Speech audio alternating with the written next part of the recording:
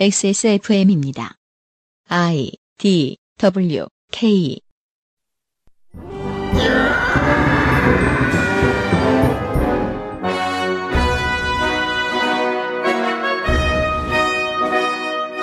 학구적인 정치 탐방.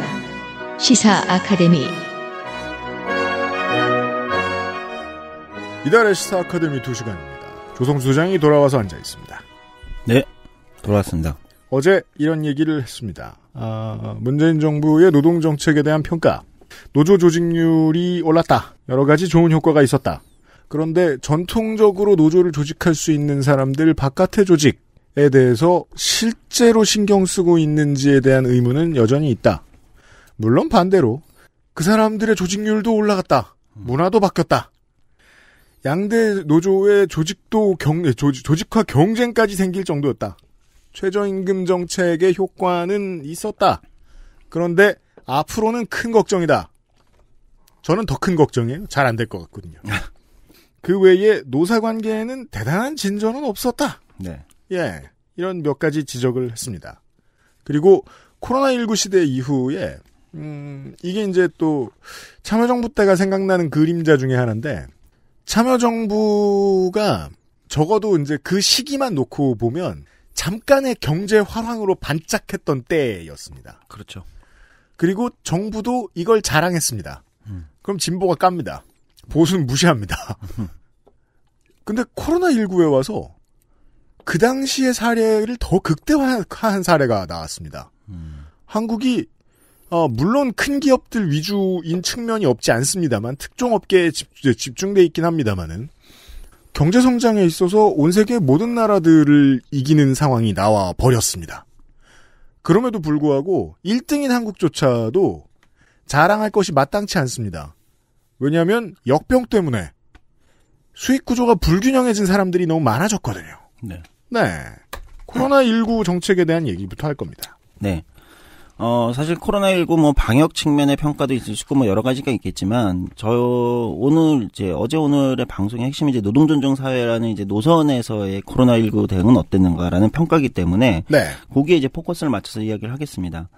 코로나19 노동 관련돼서 대응해서의 평가를 하자면, 저는 문재인 정부의 성과만 있는 건 아니다. 이거는 우리 김대중 노무현 정부의 10년도 더 전의 성과가, 네. 그렇죠.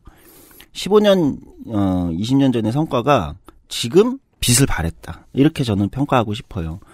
제가 어제도 그 얘기 했잖아요. 최저임금 10,000원 관련된 정책과 지금 깃발을 들었던 많은 어떤 것들이 10년, 20년 뒤에 그때 했던 것이 네. 지금 쓸모있게 좋아지고 있다라는 생각이 드는 게 나올 것이다. 네. 바로 그거와 가장 유사한 이번에 그 쓸모가 있고 얼마나 이게 쓸모가 있는지를 바로 보여준 것이 코로나19 때 한국의 고용 안전망이다. 그러니까 물론 이거는 약간 역설적인 거예요. 뭐냐면 IMF 외환위기 때 97년 돌아보면 그때는 이제 고용을 이제 해지하는 거잖아요. 네. 위기가 오면 일단 고용을 떨어낸다. 이게 기본인데 네. 전 세계 대부분이. 근데 한국에서는 이번 코로나19에서 위기가 딱 왔을 때 고용을 유지시키는 거에 최대한 집중을 했다는 거죠. 네. 그리고 한국의 고용안전망, 즉 고용보험 제도는 이 고용을 유지시키는 각종 제도들이 잘 갖춰져 있다는 게 이번에 확인됐어요. 휴업수당, 예를 들어 네. 고용유지 지원금 이런 것들이 작동을 하는 거죠. 이게 정치가 이게 문제라서 문제예요. 문제가 생긴 곳이 크게 들리는데 문제가 생길 뻔했다 문제가 생기지 않은 곳의 소리는 안 들리거든요. 네. 지금 청취자들을 탈탈 털어놓고 봐도 이번에 그 안전망의 수혜를 얻은 사람이 그렇지 못한 사람의 수보다 훨씬 많을 거란 확신이 저는 있어요. 네. 네. 그래서 이거는 김대중 노무현 정부 때 이제 확정지었던 어떤 고용안전망이 이번에 위기에서 크게 빛을 발했다. 이렇게 만약에 이게 여전히 김영삼 정부 때 시작할 때처럼 이제 취약했으면 그때 방식이었다면 아마 고용 위기라는 측면에서는 IMF만큼의 위기가 있었을 거예요. 만약 IMF 때 드러났던 한국 경제 구조의 문제점이 그때 안 드러났더라면 이번에 드러났을 거예요. 맞습니다. 한보 사태 같은 일이 몇 개가 생겼을 거예요. 맞습니다. 예, 빚으로 돌려막기 하던 기업들이 무너지고 그 주변에 떠받들고 있던 은행들이 무너지고 그리고 고용을 떨어내는 방식. 네. 아마 2020년에 했겠죠. 그런데 코로나19는 또 굉장히 묘하게 그 고용안전망 안에 있던 사람들은 어쨌든 한국의 튼튼한 고용안전망의 효과를 봤는데 건전했어요. 다만 이제는 이해가 되네요. 네. IMF 당시에 있었던 에러 때문에 우리가 지금 또 나쁘게 영향받는 게 있어요. 그때 늘어난 자영업자가 줄어들지 않았죠. 그렇죠. 그리고 지금 힘들어요. 특수고용직, 프리랜서, 자영업자. 여기는 이제 고용안전망 밖에 있기 때문에 이 문제가 이제 이번에 제3의 노동시장이라고 얘기하는. 그러니까 정확히 얘기하면 우리가 이중 노동시장 할 때 비정규직으로 표현되던 비정규직의 상당수도 이번에 효과를 봤거든요. 고용안전망에. 네. 그런데 제3의 노동시장이라고까지 표현할 수 있는 특수고용직, 프리랜서, 자영업자 여기는 이제 이 효과를 못 본 거죠. 네. 이 문제가 드러났다는 거예요. 근데 문제가 드러났는데 저는 문재인 정부의 여기서 최대 성과가 있다. 뭐냐면 그 문제를 정확하게 인식하는 게 굉장히 중요하거든요. 정부가. 우리가 어제 말미에 이 산별교섭의 중요성을 정부도 모르고 노동계도 모르는 것 같다라고 말씀드렸죠. 네. 중요한데 아무도 모르는 지점이 있는가 하면 전국민 고용보험처럼 네. 중요할 때 맥을 제대로 짚어낸 케이스도 있긴 있습니다. 그렇죠. 이게 네. 저는 가장 정확하게 맥을 짚은 수였다. 그러니까 지금 문제가 이거구나. 그리고 향후 한국의 노동시장에서의 문제는 바로 여기에 있구나. 이것을. 그러니까 마치 김대중 정부 때 고용보험을 제대로 설계를 했듯이 자리를 잡게 만들었듯이 문재인 정부에서 이거는 아마 제가 볼 때는 최대 성과로 남을 것 같아요. 그 성과로 남는 평가되는 건 제가 볼 때는 아마 10년 정도 후에 전 한 20년 정도 후에 예, 그 정도 후에 우리가 또 다른 위기를 맞았을 때 이게 다 안정적으로 전국민 고용보험이 적용되고 나면 20년 뒤를 상상해보죠. 머니투데이나 한경 같은 데서 계속 그냥 시간만 나면 흔들 거예요. 더 좋은 사고용보험이 있다. 땡땡생명이 이번에 좋은 고용보험을 내놨다. 네. 고용보험이 50년 뒤에 고갈된다. 이런 네. 얘기하면서 그렇죠. 흔들 거예요. 그리고 가끔 가다가 사람들이 이제 얘기하다 말하겠죠. 이게 얼마나 좋은 건데 이 나쁜 새끼들 건드리냐고. 20년 뒤의 일이에요. 네, 네. 제가 볼 때도 그렇습니다. 그러니까 마치 지금 김대중 정부와 노무현 정부가 당시에 안정화시켰던 고용안전망이 평가받듯이 지금 문재인 정부가 이번에 이제 다리를 첫 시작을 초석을 놓은 전국민 고용보험은 그때 가서 아마 문재인 정부 최대의 치적으로 평가될 가능성이 저는 굉장히 높다. 이렇게 보고 있습니다. 네. 그래서 요 지점을 오히려 저는 뭐 노동존중사회 노선에서 좀 평가를 하고 싶고 필수 노동자 개념이 이제 코로나19 과정에서 저희도 방송에서 한번 다루기도 했고 나오긴 했는데 요거는 좀 많이 발전시키지 못한 것 같아요. 정부 차원에서 평가를 하자면. 한국이 뭐랄까요? 극도로 뒤처졌달까요? 이게 제가 그때 방송 이후로 궁금해서 해외 사례를 정말 많이 뒤져보고 제가 툭한 보훈 얘기하고 난리치지 않습니까? 아무도 안 알아주는데도. 한국이 원래 이게 약했고 지금도 약하고 앞으로도 약할 예정이고 정부도 이걸 제대로 케어 못했지만 그 뭐랄까요? 시민사회의 합의? 네. 또 그게 아직 없어요. 아주 안 생기는 것 같아요. 네. 그러니까 정부가 할 수 있는 베스트는 시민사회의 합의 중에 제일 좋은 것들이라고 생각하면 이 필수 노동자 개념에 대한 시민사회의 합의가 안 이루어져요. 예, 그런 생각이 일단 듭니다. 다음은 비정규직의 정규직화 정책으로 평가를 가볼게요. 이것도 이제 굉장히 중요한 메인 정책 중 하나였죠. 예, 저희도 방송에서 다뤘고, 네. 뭐 아까 얘기했듯이 대통령이 인천국제공항공사 비정규직 90% 사업장에 가서 직접 이제 깃발을 들기도 했고, 평가를 해보면 비정규직의 정규직화는 비정규직 문제가 이제 문제다라고 제기됐던 노무현 정부 시절부터 모든 정부들이 해왔어요. 이명박 박근혜 정부도 했어요. 특히 공공 부분을 중심으로 비정규직을 줄이고 그 효과를 어쨌든 민간에 확산하겠다 이렇게 진행을 해왔어요. IMF의 대가를 한 15년간 치른 거예요. 네. 네, 그러니까 4년, 5년 정도 국민의 정부 때 불이 활활 타고 있었고 참여정부 이후부터 그 불 끄는 일을 해온 것 중에 하나가 비정규직의 정규직화였던 거죠. 노무현 정부 때 공공 부분에서 7만 명 정도를 정규직화했고 이명박 정부에서 6만 명, 박근혜 정부에서 8만 명 정도 했어요. 네. 박근혜 정부 생각보다 많이 했네요. 그러네요. 네. 몰랐나 실제 보다. 박근혜 정부 때 이 간접고용 비정규직 정규직화 관련돼서 지침도 정부 합동 지침도 내고 있기는 했어요. 워낙 문제가 심각했으니까. 그렇습니다. 문재인 정부에서 한 20만 명 했어요. 네. 공공 부문에서. 배가 그러니까 높죠. 앞에 정부 새 정부에서 다 합치면 이게 한 22만 명이니까 거의 그만큼 했어요. 예, 네. 거의 그만큼 했다 이렇게 보시면 돼요. 예, 그러니까 14년간 한 거를 5년 동안 했어요. 예, 그렇게 하면 굉장히 큰 성과가 있죠. 네. 예, 오히려 이 공공 부분에서는 비정규직보다 이제 정규직이 이제 뭐랄까요, 디폴트가 됐고 되도록 만들어놨어요. 예, 그리고 비정규직을 쉽게 늘리지 못하는 어떤 이제 각종 제도적 장치들이라든지 이런 것들도 많이 정비가 됐다고 저는 생각합니다. 그리고 보수 진영에서는 이것을 두기 터지는 신호라고 보고 필사적으로 막았어요. 지난 4년 반 동안. 맞습니다. 네. 어떻게 해야 이 정책이 성립이 안 되도록 무너뜨리지? 최선을 다했어요. 맞습니다. 그런 측면에서 보면 저는 어쨌든 정부 행정부로서 비정규직 공공부문 비정규직의 정규직화해서 이 정도 성과를 낸 건 굉장한 의지와 노력이 없었으면 불가능했다. 그래서 네. 평가할 만한 지점이다. 20만 명 굉장히 큰 거죠. 그러니까 내부에서도 듣기 싫은 소리 하는 사람들이 많았을 거예요. 네. 그러니까 오래된 경제 관료나 경제 전문가들 위주로. 네. 이게 이제 지방정부나 이런 데까지 가면 아마 수치가 아마 제가 볼 때 노무현, 이명박, 박근혜 정부 세 개 합친 것보다 더 많아지는 건 맞을 거예요. 퇴임 시에는 더해져 있을 것입니다. 맞습니다. 네. 그런 측면에 굉장히 큰 성과가 있었고, 비정규직 문제가 어쨌든 문제고 정규직으로 가는 이 과정이 중요하다. 이런 사회적 합의까지는 다 만든 것 같아요. 다만, 민간에는 확산되지 못했습니다. 열심히 틀어막았습니다. 네. 안 되도록. 네. 네. 근데 이제 민간에서 비정규직을 정규직화한다. 예를 들면 이것까지는 못 갔다. 사례가 아예 없는 건 아니지만 네. 그렇게 전체 노동시장을 완전히 흔들 정도로 규모가 크진 않았다. 민간 쪽에서는. 그러니까 공공 부분에서는 효과가 있었지만 민간에서 크지 못했다. 사실 민간에서 비정규직의 정규직화가 어려운 이유는 근속체계, 임금체계, 예를 들면 직무평가 등등등 이런 복잡한 문제들이 걸려 있는데 네. 이 문제들까지 다 손을 대지는 못했기 때문에 네. 임금체계 문제나 이런 것들을 안착시키고 이런 것들까지는 문재인 정부 4년 동안은 하기에는 역부족이었던 것 같아요. 시간적으로도. 지난 4년을 떠올려 보건데 이게 지금 계속해서 여러 가지 몇 가지 중요한 개념들이 좀 혼재돼 있는데 사회적 합의가 안 되도록 최선을 다해서 막았어요. 네. 보수 진영에서. 그리고 실제로 사회적 합의가 안 됐고요. 이 20만 명 지금 들으면 좀 놀라는 분들이 계시지 않습니까? 단 20만 명입니다. 네. 3천만 정도의 노동인구 중에서 그 20만 명을 모두가 싫어하도록 만들었거든요. 네. 지난 4년 내내 경제지와 보수 언론이.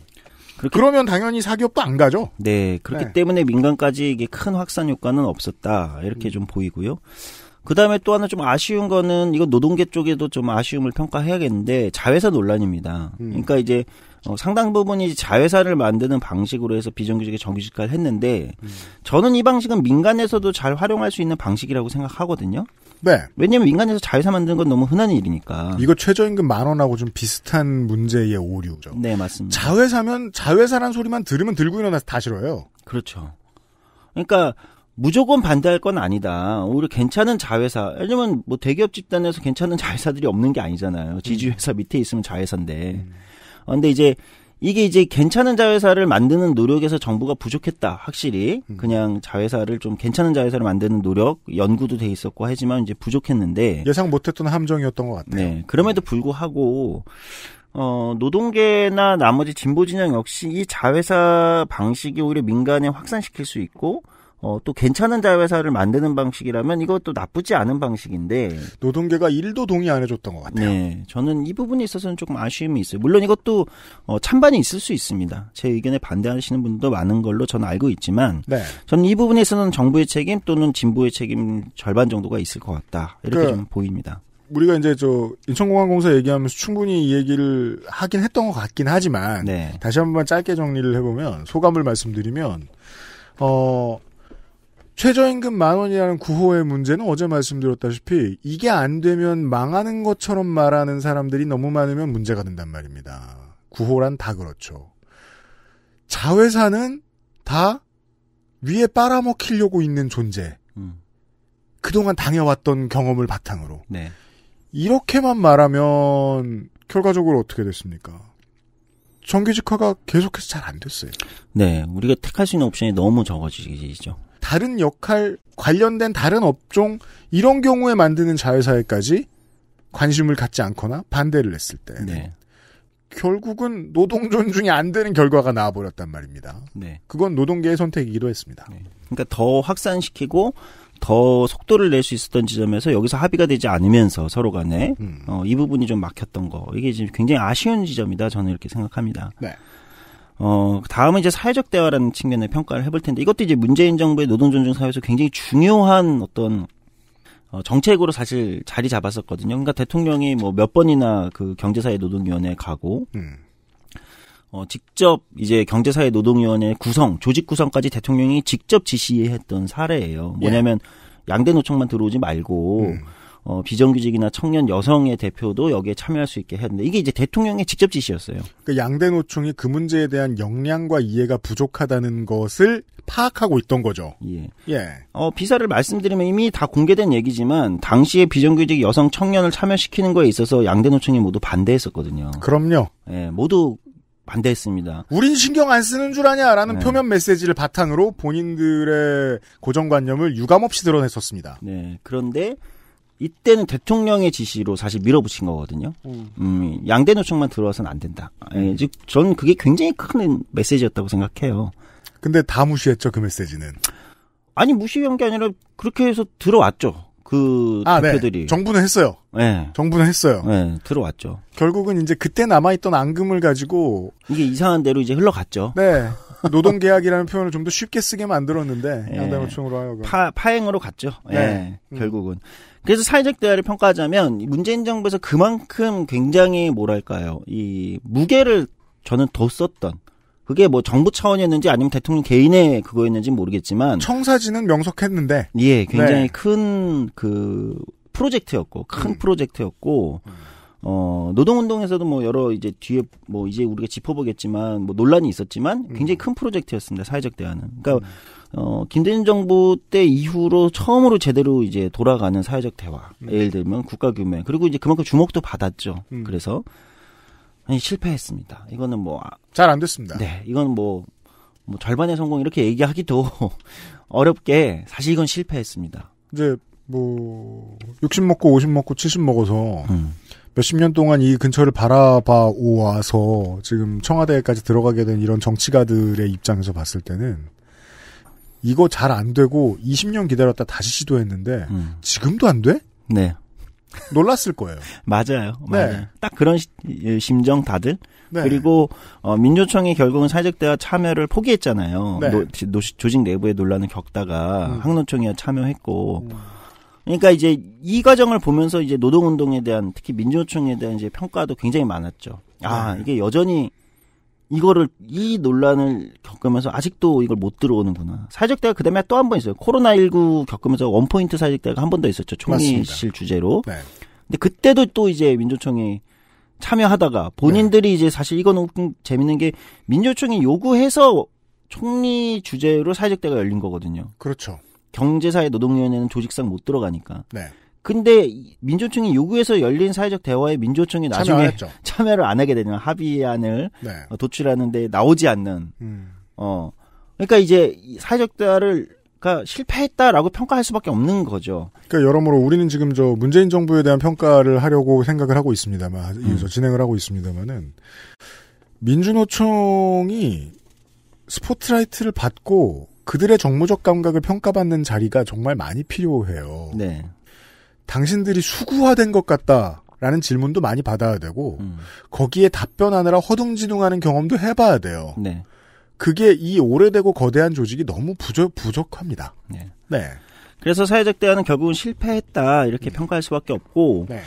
이것을 뭐 뒤에 그 노동운동 평가를 잠깐 할 건데 뭐 얘기하겠지만 그렇다고 해서 민주노총의 모든 책임이 있다 이렇게 얘기하기는 어려울 것 같아요. 그건 당연합니다. 저는 정부도 대통령의 의지는 컸지만 사회적 대화라는 걸 접근하는 이 어떤 철학은 부족했다. 그러니까 중간에 어떤 시점으로 자꾸 가게 되냐면 문재인 정부 초기에 약간 일자리 개수가 많이 안 만들어졌단 말이에요. 다음 테마로 일자리를 얘기하겠지만 네. 그러니까 자꾸 정부도 저는 이제 한국의 사회적 대화의 가장 큰 문제점이 뭐라고 보냐면 위기 극복을 위해서 사회적 대화를 하는 게 아니다. 근데 위기 극복을 위해서 사회적 대화를 한다고 자꾸 생각하는 거예요. 그건 문제죠. 그 점에 있어서는 97년과 테마가 안 바뀌었다는 게 문제죠. 그렇죠. 바로 그겁니다. 네. 그러니까 20년도 더 전에와 테마가 바뀌지 않은 거예요. 위기 극복 때문에 사회적 대화를 하는 것이 아니라 평상시에 해야지. 평상시에 하면서 계속해서 미래를 위해서 대화를 하는 거예요. 우리가 대화를 그러니까 우리가 뭐 연인 사이에서도 부부 사이에서도 또는 친구 사이에서도 위기가 왔을 때만 대화를 하는 건 의미가 없잖아요. 그땐 늦었죠. 제가 요즘 다시 브레이킹 배드를 정주행하고 있거든요. 아, 네. 파국에 이르면 늦었죠. 그렇죠. 네. 이미 파국이죠. 계속 약을 만들어야 되는 거예요. 네. 그러니까 자꾸 그런 식으로만 접근하는 건 저는 굉장히 문제라고 생각해요. 그러니까 누군가는 노사정 합의체를 가지고 생각해보죠. 누군가는 소를 잃었어요. 꾸준히 외양간 고치는 플랜을 지어야 된다고, 만들어야 된다고요. 맞습니다. 근데 모두가 소를 잃었을 때만 모이는 거예요, 지금은. 그러니까 정부도 그런 식으로 접근하는 것이 아니라 사회적 대화라는 것은 일상적 대화, 그리고 다양한 대화가 더 중요하거든요. 네. 일상과 다양성이 중요한데, 한 방에 예를 들면 큰 위기 극복을 위한 큰 퍼포먼스. 이렇게 접근하는 방식은 이제 지양해야 되고, 문재인 정부에서도 그 방식은 실패했다 이렇게 보입니다. 다만 그 와중에서도 진짜 디테일하게 뭐 여기저기를 막 헤집고 찾아보면 배민 우아한 형제들인가요? 거기하고 몇 개 해가지고 코스포라는 이제 그 스타트업 협회하고 서비스 연맹 민주노총 서비스 연맹과 라이더 유니언이 같이 해서 맺은 사회적 대화. 네. 이건 이제 민주노총 서비스 연맹의 큰 성공이죠. 엄청난 성공이죠. 문재인 정부 하에서 일어났던 사회적 대화 중에 가장 성공한 사회적 대화고 의미하는 바도 굉장히 큽니다. 왜냐하면 라이더라는 직종이 전통적인 근로기준법상 노동자가 아니고 여기에 업체들도 전통적인 한국의 재벌 대기업이 아닌 스타트업에서 올라온 예를 들면 다른 형태의 기업들이잖아요. 최근에 플랫폼 기업들이잖아요. 여기서 사회적 대화가 어쨌든 성공했다는 거. 지도되고 성공했다는 건 굉장히 큰 의미가 있고 제가 이 사회적 대화의 성공의 결과를 하나 알려드릴게요. 라이더 관련된 기사들에서는 댓글 보시면 안 됩니다. 중요한 전제가 있는데요. 메신저가 환영을 받는 이유는 메시지가 좋기 때문이거든요. 우리가 라이더를 좋아하는 이유는 맛있는 걸 갖다 주기 때문입니다. 근데 나한테 맛있는 걸 갖다 주잖아요. 근데 동네 주민들한테 맛있는 걸 갖다 주는 건 아니잖아요, 지금은. 네. 그래서 동네 주민들은 바이크의 소음을 듣고 싫어합니다. 그렇죠. 그래서 정치적으로 싫어하는 메시지를 날립니다. 이게 정치적인 여론과 라이더를 좀 분할해야 되는 문제예요. 그러다 보니까 여론의 합의에만 기대면 기업들이 라이더한테 잘해주지 않아요. 그렇죠. 근데 이 대화의 성공으로 인해서 우리한테 음식을 빨리 갖다 주느라 위험에 처해 있던 라이더들이 있었어요. 사고는 종종 나요. 바이크 사고는 그리고 종종 대형 사고예요. 이분들이 보험을 적용받게 됐죠. 옛날 같았으면 혼자 죽고 끝나요. 수술비 혼자 다 되고 그냥 건강보험 외에 다른 것들은 아무것도 할 수 없었다고요. 근데 지금은 다리가 다치고 상처가 어쩌고 저쩌고 하면은 수술을 많이 받을 수 있게 됐어요. 사람처럼 살 수 있게 됐어요. 예전보다도. 이런 큰 변화가 있습니다. 네. XSFM입니다.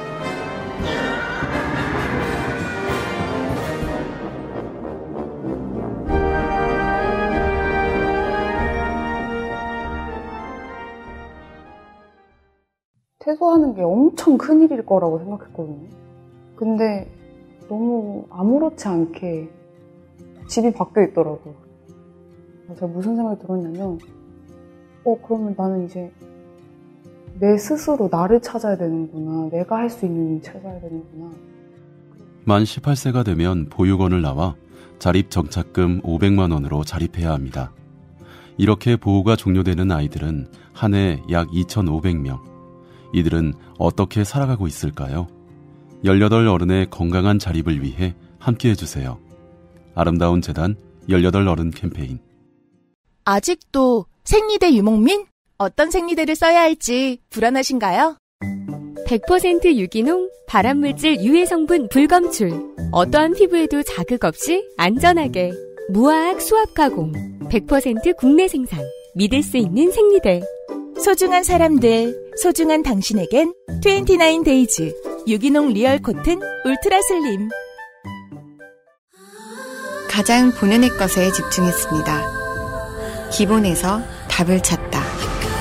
새로운 건강기능식품. 건강스타일엔 튜비엠. 본 광고는 건강기능식품 광고입니다.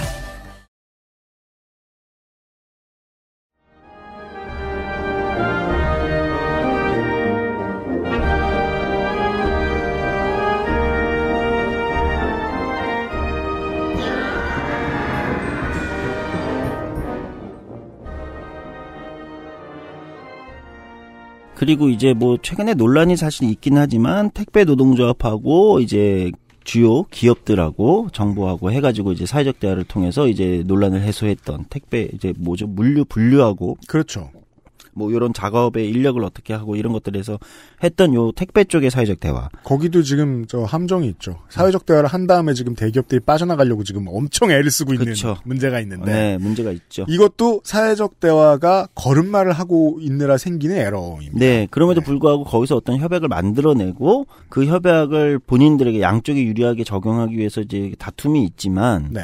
그럼에도 불구하고 거기서 사회적 대화가 만들어지고 그다음에 지역으로 가면 충남도에서 사회적 대화 지역 노사민정에서 사회적 대화가 되는데 여기가 이제 충남이 이제 막 화력 발전도 많고 네. 자동차 산업의 1, 2차 벤더들도 꽤 많거든요. 그렇죠. 제조업의 1, 2차 벤더들이 많아서 근데 이제 이 문제들이 이제 어떻게 할 거냐. 기후변화나 산업변화가 오는데 그렇잖아요. 네. 이 문제를 이제 충남 지역에서 사회적 대화를 다루고 있는데 이런 사례들은 전체 큰 틀의 중앙정부의 사회적 대화는 실패로 귀결됐지만 네.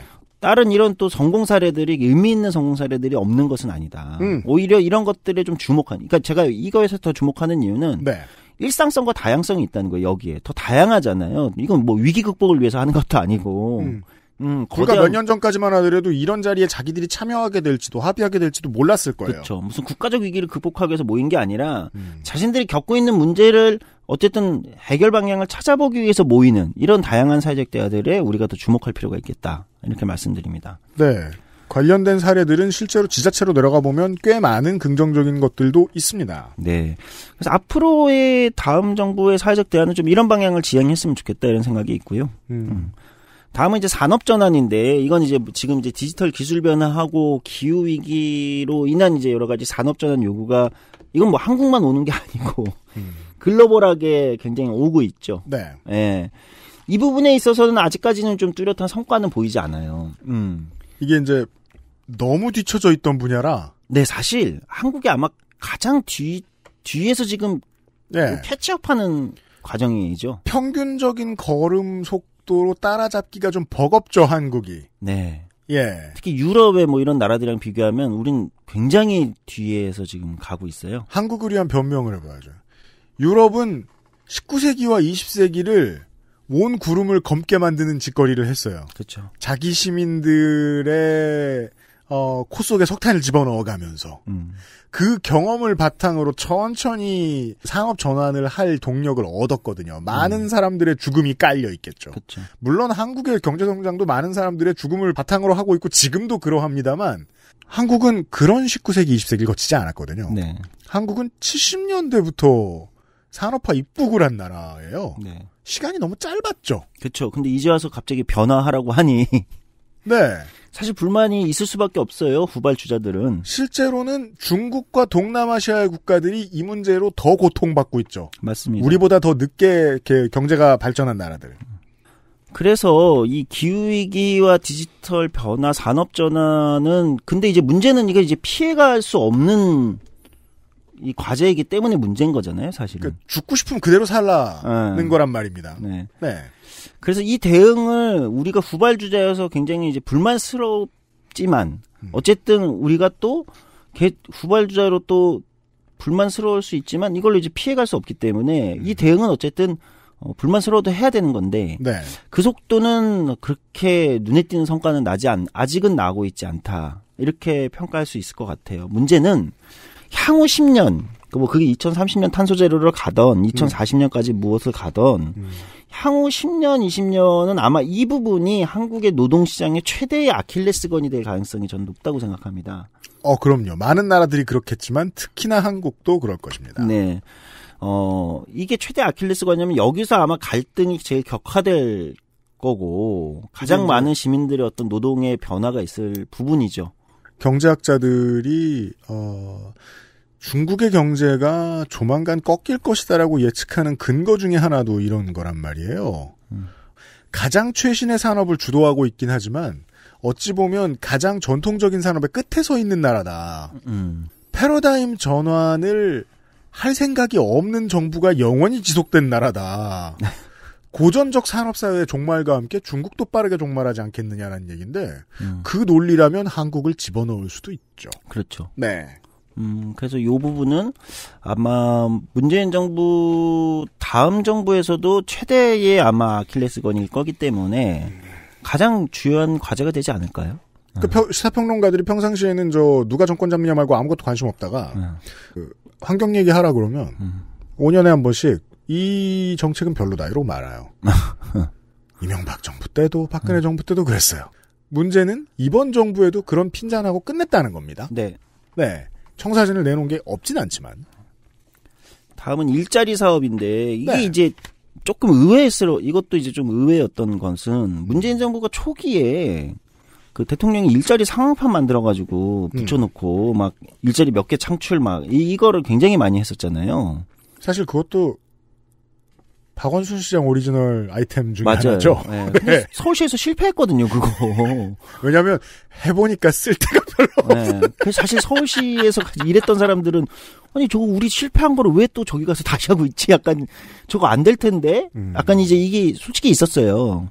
그리고 사실 보긴 좋아요. 저는 보기 좋은 것을 정치하는 사람들이 좋아하는 건 그다지 나쁘다고 보진 않아요. 네. 다만 우리의 실무 경험이 풍부한 조 소장은 실무를 말하고 있는 거죠. 실무상에서는 효율을 보인 적이 없다. 그렇죠. 그러니까 무슨 얘기냐면 이건 그러니까 이론이 아니라 실제 현실에서도 그러니까 일자리 양을 가지고 몇 개를 만들었냐, 일자리 양을 가지고 승부를 보기 시작하면 사실 정부가 할 수 있는 게 없습니다. 지금은 새로 입사한 젊은 기자들도 그게 문제라는 건 다 알아요. 네. 일자리 양으로 접근하는 이 방식이 이제 초창기에 이걸 시도했다가 이제 여기서 이제 계속 뭐랄까 스텝이 좀 꼬였죠. 그래서 안 만들어지는데 고용률이 낮아지는데 실업자가 늘어나는데 실업률 지표가 안 좋은데 예를 들면 일자리가 계속 안 만들어지는데 이런 비판에 계속 접할 수밖에 없잖아요. 그럼 계속 이제 이게 뭐랄까 이게 뒤로 물러나게 된다는 거죠. 지금의 정치인들도 8, 90년대, 00년대 정치인들에게 배운 것밖에 할 줄 모르는데 그냥 공공이 뭘 하고 뉴딜 어쩌고를 이야기하면서 갑자기 건설붐을 일으키고 그런 거 말고 일자리를 정치가 늘리는 방법을 배운 적이 없는 사람들인 것처럼 보일 때가 많아요. 그러니까 이명박 전 대통령이 당시 당선될 때 일자리 몇 개 만든다고요? 500만 개였어요? 300만 개였어요? 300만 개는 박근혜 정부였나? 하여튼 그러니까 이게 약간 이런 몇백만 개 만들겠다 이런 것들은 대부분 실패할 수밖에 없습니다. 될 리가 없어요. 네. 네. 그래서 그런 지점에서는 좀 굉장히 아쉬웠고 다만 저는 그래도 평가하고 싶은 건 그러니까 이것도 역시 찬반이 있지만 광주형 일자리 사업이라든지 네. 그러니까 광주형 일자리 사업으로 대표되는 지역형 일자리 사업들이 있었단 말이에요. 이제 그렇죠? 그 첫 차가 곧 팔리죠. 네. 네. 뭐 구미형 일자리도 있고 뭐 이렇게 각 지역별로 그 무슨 형 일자리 사업들을 그 다음으로 이제 쭉 갔단 말이에요. 저는 아쉬움도 있어요. 광주형 일자리 사업에 있어서 이것을 역시 앞에 일자리 상황판처럼 광주에서 일자리 몇 개, 예를 들면 이렇게 중간에 접근하는 아쉬움이 있어요. 네. 예. 아쉬움이 있지만 그럼에도 불구하고 저는 이런 형태의 지역의 그 지역과 기업과 예를 들면 시민사회가 같이 만드는 이런 일자리 사업 있잖아요. 이런 시도들의 어떤 포문을 연 것은 이거는 좀 성과적으로 평가할 필요가 있다. 역설적으로 우리가 지방 정치인들이 얼마나 허접하느냐를 얘기하지만 거기에 의원실과 거기에 시장실을 넣으면 거기에다 민선을 앉혀놓으면 그 사람들이 지역을 위해 뭘 하려고 하거든요. 그래서 지방 정치에다가 이 책임을 갖다 놔줬더니 결국은 쓸만한 일자리를 만들어내는 사례들이 나오고 있어요. 지금 광주형 일자리에 대한 설명을 해주셨는데 행복도시청이 처음 생겨난 이후에 지금 전국의 혁신도시로 공기업들이 이전하고 있죠. 네. 그런데 공기업이 이전하기 좋게 만들기 위해서 동네를 만드는 일들은 지역 정치가 있거든요. 빛가람에 오면 뭐가 있고 뭐가 있습니다. 세종에 없는 뭐가 있습니다. 이런 건 나주 근처에 있는 정치인들이 한 거예요. 네. 예, 광주형 일자리도 결국은 광주 정계에서 해결한 문제입니다. 네. 이건 긍정적인 신호는 맞아요. 네, 그래서 저는 이 지역 상생형 일자리 사업이라고 보통 얘기하는데 네. 이것을 조금 보완해서, 그러니까 첫 술에 다 100% 만족할 수 없으니까, 아쉬운 지점은 아쉬운 지점대로 또 냉정하게 평가를 한다 하더라도, 이 사업들을 좀 평가를 잘 해서 향후에 좀 발전시켜 나가는 것이, 지역균형 발전의 측면에서도 또는 여러 가지 측면에서도 한국의 어떤 노동시장의 어떤 불평등은 지역 격차하고도 굉장히 밀접한 연관이 있단 말이에요. 그럼요. 이런 측면에서도 굉장히 가능성 있는 부분이다. 그리고 이 가능성을 어쨌든 첫 발을 뗐다. 이 측면에서 좀 긍정적으로 평가하고 싶은 지점이 있습니다. 시민들과 그 지방의 정치인들 입장에서는 우리가 잘하면 이런 걸 얻을 수 있어라는 희망을 가져본 지가 좀 오래됐거든요. 네. 그 점에 있어서는 아주 긍정적인 변화입니다. 그 다음에 이제 우리가 오늘 또 중요하게 평가할 것은 제가 지금까지 어제 오늘에 걸쳐서 문재인 정부의 노동존중 사회라는 어떤 노선에 대한 여러 가지 평가를 했습니다. 네. 근데 저는 여기서 노동운동은 스스로 평가할 것이 없는가? 라는 질문을 또 던지고 싶어요. 제가 계속 발을 잡았는데 그래서 네. 문재인 정부를 평가하는 동시에 노동계를 평가하고 있어요. 네, 사실 왜냐면 이 두 개는 지금부터 중요한 얘기인데 이 표현이 좀 그렇지만 문재인 정부의 노동존중 사회의 노선을 평가한다는 것은 문재인 정부 하에서 노동운동은 어떻게 했는가에 평가하고 맞닿아 있을 수밖에 없습니다. 문재인 정부가 노동존중 사회를 실현하는 것이 아니라 문재인 정부가 사회적으로 제기한 노동존중 사회라는 어떤 지향성에 노동운동과 시민과 모두가 합심해서 그 사회 지향성에 동의한다면 만들어가는 거거든요. 근데 마치 문재인 정부만이 그것을 실현하지 못했다라고 평가하는 것은 우리 스스로의 시민들과 노동운동의 주체적 평가를 그리고 역할을 시민의 역할을 버려놓고 굉장히 이제 제3자적으로 얘기하는 것일 수도 있거든요. 이게 우리 방송의 사실상 주제라 좀 지겨우실 수도 있겠어요. 딱 한 번만 이 얘기하면 저희가 지금 이 방송을 녹음하고 있는 시점은 2021년 10월을 앞두고 있는 때입니다. 지금은 이재명 경기도지사가 가장 확률이 높은 대선 후보죠. 그 사람에 대한 선택의 기준, 사람들의 합의의 기준 무엇일까? 생각해보면 정치에 대한 거대한 오해가 자리 잡고 있다고 생각해요. 그렇죠. 모든 시민들이 나서서 민주사회를 내놔라, 민주주의를 돌려줘라, 시민들에게 권력을 내놓으라고 했어요. 그래서 내놓는 정부가 들어섰어요. 그랬더니 너는 왜 왕노릇을 안 하냐며 사람들이 뭐라고 하기 시작했어요. 이거 해줘, 저거 해줘. A부터 Z까지 5천만 가지 일을 해줘. 네가 대통령이잖아. 권력을 너한테 줬더니 왜 그러는 거야. 큰 잘못입니다. 권력은 너한테 있다고요. 맞습니다. 모든 시민한테 있다고요. 맞습니다. 그리고 제가 본 시민단체에 있는 사람들 아무 논리나 들이대다가 정부가 각성해야 된다. 이런 말 하는 사람들. 그렇죠. 제가 본 모든 사람들 다 국민의힘 같습니다. 결국. 그런가? 정권을 왕으로 보거든 그 사람들은. 그렇죠. 우리는 민주주의에 살고 있다는 걸 우리가 인지할 필요가 있는데요. 네. 그러니까 이제 노동의 측면에서 평가를 하면 그러니까 이런 거예요. 어떤 형태를 계속 취했냐면 노동운동이나 특히 조직 노동운동이나 진보진영이 문재인 정부에 요구를 합니다. 이런 걸 해야 된다. 너 공약하지 않았냐. 그리고 결단을 촉구합니다. 결단해라. 맞아요. 근데 요구하고 결단을 촉구하기만 하고 실제 이 정책 노동존중사회라는 어떤 거기에 하에 있는 정책을 실현하기 위한 어떤 로드맵과 전략 전술 이런 건 없어요. 결단을 계속 촉구하는 거예요. 정부가 결단하면 된다. 근데 정부가 결단해서 안 되거든요. 인정해야 된다고 생각해요. 정부가 결단해서 되는 것이 아니라 이걸 만들어가는 과정을 통해서 그 마지막을 환경을 만드는 게 정부지. 내 얘기를 듣게 한 다음에 내 얘기를 반영시켜서 결론을 내게 만들어야죠. 그렇죠. 그러니까 정권의 의지를 촉구하는 것에 머물러서는 노동운동이 스스로의 역할을 방기하는 거예요. 그 노동존중사회는 사실 노동운동이 같이 만드는 거거든요. 시민들이 같이 만드는 건데 우리는 어느 순간부터 이게 문재인 정부도 스스로도 약간 그런 약간의 포지셔닝에 대한 중간에 혼란이 있었던 것 같아요. 뭐냐면 내가 근데 이게 결단이 안 되는데 그렇게 쉬운 문제가 아닌데 그렇죠. 쉬운 문제가 아니죠. 그러니까 결단의 문제가 아님을 알았으면 같이 만드는 걸로 포지셔닝 전환을 했어야 되는데 저는 그게 이제 너무 늦었고 또는 노동운동이나 시민사회도 결단을 촉구하는 것이 아니라 그래 같이 만들려면 지금 뭐부터 시작해야 돼. 예를 들면 이런 게 필요했다고 생각해요. 근데 양쪽이 다 결단의 문제로만 고민을 하기 시작했다 어느 순간. 아까 조직률 얘기를 했지만 문재인 정부가 최대 수혜자가 누구냐. 저는 조직노동이라고 생각해요. 노동계예요. 네, 조직노동입니다. 뭘로 그걸 증명할 거냐? 조직률이죠. 그 이상의 노동운동에서 조직화 외에 성과지표가 있습니까? 최고의 성과지표는 조직률이란 말이죠. 그리고 권력의 언제나 결과물은 돈이니까 맹비를 내는 맹원이 얼마나 늘었느냐. 그렇죠. 겁나게 늘었잖아요. 그러니까 문재인 정부 노동존중 사회 노선 하에서 조직노동은 최대 수혜자인데 최대 수혜자가 됐단 말이죠. 둘 다 힘이 100만 커졌어요. 두 양대 노총 모두 100만이 넘었어요. 조합원이. 근데 흥미로운 건 뭔지 아세요? 그러면 최대 수혜자인데 정작 시민들의 신뢰는 그만큼 높아졌는가? 조직 노동 운동에 대한 신뢰는 이전과 사실 크게 다르지 않아요. 그건 뭐 우리가 아는 그 방식으로, 그러니까 우리가 전에 알던 대로 판단하시면 되죠. 그 제가 전에 한번 말씀드렸잖아요. 최저임금위원회에 민주노총이 참여하지 않기 시작했습니다.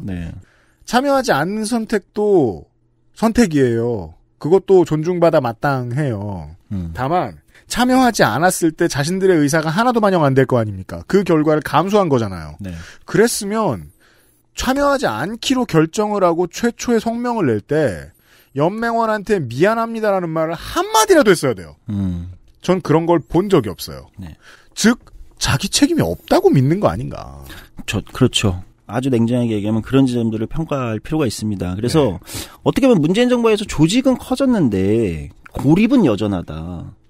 이거는 굉장히 아이러니한 상황이잖아요. 내가 덩치는 커졌는데 조직은 더 조합원이 늘어났는데 시민적 고립은 여전하는. 그러니까 거대한 공룡 같은 게 되어가고 있는 것은 아닌가라는 불안도 드는 거죠. 그러니까 이런 측면, 특히 코로나19 상황은 어떻게 보면 노동운동이 시민들에게 노동운동이 우리 사회 공동체를 보호하는 이런 역할을 하는 겁니다를 가장 적극적으로 보여줄 수 있는 기회이기도 하거든요. 근데 그렇게 보면 코로나19에서 노동운동은 자기 조합원들은 굉장히 잘 지켜냈어요. 아까 이제 고용위기가 오지 않았다는 측면에서. 그런데 시민적 신뢰를 코로나19 상황에서 노동운동이 회복했는가? 이렇게 보면 저는 조금 비판적으로 평가할 수밖에 없을 것 같아요. 제가 심하게는 사석에선 그런 얘기도 하거든요. 보수 언론하고 경제지한테 당하는 게 그렇게 치사하고 더러우면 당신들이 돈이 없냐 조직이 없냐. 그렇죠. 당신들도 언론전을 준비하든가. 세상은 어차피 가짜 이미지로 승부한 다음에 진짜 정책 몇 가지를 밀어넣는 일인 건데 당신들은 왜 그거 안 하냐. 돈이 없냐 조직이 없냐. 그러니까 IMF 위기 때는 조직 노동 운동이 피해자였어요. 그렇죠. 조합원들이 다 해고당하고 거리로 나앉고 그 사람들이 자영업으로 말려 들어가고 다시 거기서 또 폐업을 하고. 근데 코로나19에서 조직 노동 운동은 피해자가 아니고 오히려 시민들의 보호자 역할을 했어야 된다는 거예요. 근데 제가 볼 때는 그 역할에 있어서는 부족했다. 여전히 코로나19에 내가 피해자 위치에 서서 조직 노동 운동이 우리에게 이런 걸 해라. 지금 우리한테 더 이런 걸 해라. 이렇게 요구하는 것에만 그쳤다는 거죠. 사람들은 코로나19 아까 이제 위기가 IMF 위기가 어떻게 달랐는지를 우리가 잠깐 전 시간에 얘기했잖아요. 코로나19는 그 밖에, 그러니까 IMF 위기 후에 만들어진 고용안전망 밖에, 노동관계법 밖에 있는 사람들에게 압도적인 피해를 줬단 말이죠. 자영업자, 특수고용직, 프리랜서. 그러면 조직노동운동이 이 사람들의 보호자 역할로 빠르게 전환하고 태세를 전환하고 사회적 신뢰, 시민적 신뢰를 회복하는 절호의 기회였는데 저는 코로나19까지 끝나진 않았지만 벌써 1년 반이 넘게 이 과정에서 저는 조직노동운동이 그 기회를 충분히 살렸는가? 저는 그렇게 보이지 않는다는 것이 굉장히 안타깝다는 거죠. 한국노총까지 포함해서 사업의 디테일들을 보고 있으면 조성수 소장이 짚어준 이 흐름들을 다 알고 있다는 걸 알 수 있어요. 실제로 비정규직 말고도 제3의 노동시장에 있어서도 우리 조직원이 돼달라. 우리가 버팀목이 되드릴 수 있다. 조직원 늘리겠다는 홍보도 하고 합니다. 근데 제가 화가 나는 건 그걸 제가 20년 전에 대학교 캠퍼스에서 보던 동아리 활동 같이 하고 있다는 거예요. 돈도 조직도 큰 주제에. 생각은 다 하고 있다는 걸 알겠어요. 다만 총연맹 내부에서 우리가 책임집시다. 우리가 책임져야 하는 사람들입니다. 라는 말을 할 줄 아는 사람이 내부에 없는 것 같다는 확신은 있습니다. 그 지점인 것 같아요. 저는 그 말이 나왔으면 좋겠다는 거예요. 이 위기에서 우리가 시민들을 책임집시다. 만약에 정말로 정부가 뭐 똑바로 해라, 정부가 정말 잘못하고 있다 이렇게 생각하면 잘못하고 있는 정부를 상대로 우리가 책임집시다. 그렇죠. 라고 해야 되는데 그 문장의 뒷부분은 말하는 사람이 없는 것 같아요. 바로 그 지점이 돼야 이 노동운동이 시민적 신뢰를 회복하는 거라고 생각하거든요. 네. 그리고 마지막으로 가서 꼭 청취자분들한테도 말씀드리고 싶은 건 이 과정의 평가를 해보면서 제가 드는 생각은 그런 겁니다. 제가 이전 방송에도 한번 이런 얘기를 한 적이 있을 것 같은데요. 정치는 세상을 바꾸지 못합니다. 정치가 세상을 바꾸는 것이 아니라 노동운동가가, 예술가가, 스포츠 선수가 또는 시민운동가가, 직장인이, 직업인이 이런 사람들이 세상을 바꾸는 거죠. 정치는 그 사람들이 세상을 바꾸게 하는 환경을 만들어 주는 거죠. 네. 그 사람들이 세상을 바꿀 수 있는 환경을 조성해 주는 게 사실 정치의 역할이지 정치 스스로가 세상을 그렇게 많이 바꾸지 못합니다. 정치가 뛰어가다가 걸려 넘어지지 말라고 돌을 치워줘요. 네. 근데 그 길을 대신 뛰어가 주진 않아요. 그렇죠. 그걸 네. 절대 대신 뛰어가 주지 않아요. 그건 할 수 없어요. 정치의 역할이지도 않고 정치가 할 수 있는 영역도 아닙니다. 실제 변화를 만드는 거는 시민들이고 노동운동이나 이런 것인데 노동존중 사회라는 측면에서 본다면 네. 노동존중 사회를 만드는 건 시민들과 노동운동입니다. 그렇다면 우리 시민들과 노동운동도 우리가 변화를 만들기 위해서 무엇을 해야 되는가. 그리고 이 변화를 만드는데 앞에 UMC가 표현했던 이 돌뿌리 같은 게 있다라면 그것을 위해서 정치는 어떤 역할을 해야 되는가. 네. 이런 것들을 서로가 교감하고 각자의 역할로 해야 되는데 어느 순간 시민과 노동운동도 정치가 결단해라. 예를 들면 이렇게 촉구하기만 하고 정치 역시도 과도하게 자기의 어떤 역할을 그렇게 설정하고 있는 것은 아닌가. 네. 구원자처럼 이런 고민도 좀 들어요. 그래서 우리가 노동존중 사회 다음을 우리가 여전히 가야 되는 방향이라고 저는 생각하고 그 사회를 만들기 위해서 이제 고민해야 되는 이 과제들 오늘 평가를 해봤지만 어제 오늘에 이 과제들을 평가해보면서 우리가 그런 마음가짐과 고민도 한켠에서는 가져야 되는 게 아닌가 이런 말씀을 좀 드리겠습니다. 이런 이야기였습니다. 제가 정말 와, 저 사람 되게 훌륭하다 라고 느끼는 활동가들이 몇 분 계세요. 제가 개인적으로 알고 계신 분들 중에 누군지 말하면 그분의 활동이 방해될까 봐. 그런 분들의 공통점은요. 안 보이는 곳에서 권력을 흔듭니다. 자기 이해관계가 관철될 때까지. 제가 가장 존경하지 않는 패턴의 사람들과 정반대예요. 정반대인 분들은 권력 근처로 가지 않고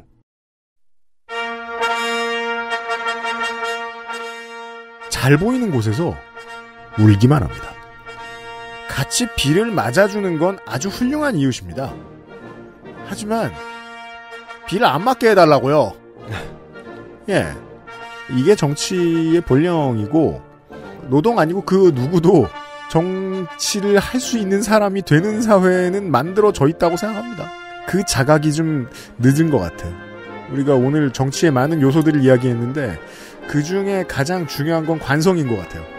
정부도 많은 곳들이 관성에 의해서 지금 못하고 있는 것들을 아직 돌아보지 못하는 지점에 대해서 얘기한 건 아닌가 싶습니다.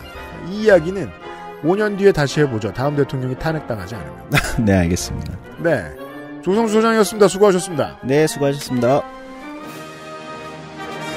XSFM입니다.